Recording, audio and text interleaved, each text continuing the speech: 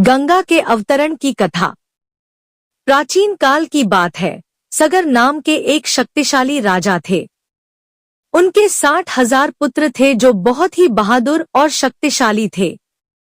एक दिन राजा सगर ने अश्वमेध यज्ञ करने का निश्चय किया ताकि उनकी प्रभुता सिद्ध हो सके। इस यज्ञ में एक घोड़ा छोड़ा गया जिसे उनके पुत्र चारों ओर घुमाते थे।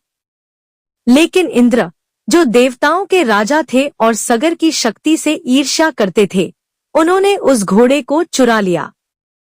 सगर के पुत्रों ने घोड़े को हर जगह ढूंढा और आखिरकार उसे कपिल मुनि के आश्रम के पास पाया।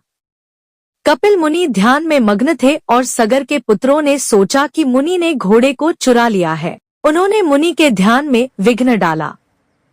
इससे क्रोधित होकर कपिल मुनि ने अपनी तीव्र दृष्टि से सभी पुत्रों को भस्म कर दिया। राजा सगर इस घटना से अत्यंत दुखी हो गए और अपने पोते अंशुमान से अपने पुत्रों की आत्माओं की शांति के लिए मदद मांगी।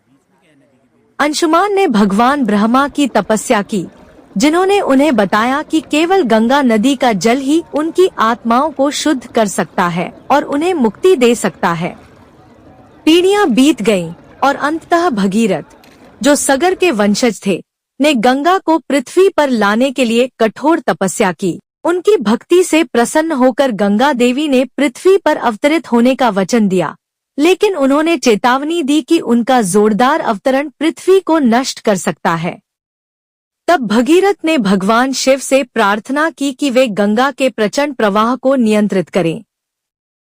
भगवान शिव ने सहमति दी और अपनी जटाओं में गंगा को धारण किया, जिससे गंगा का प्रवाह धीरे धीरे पृथ्वी पर हुआ।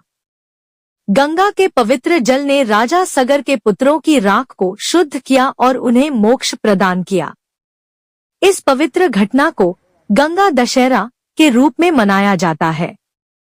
यह कथा भक्ति, तपस्या और भगवान शिव की करुणा को उजागर करती है।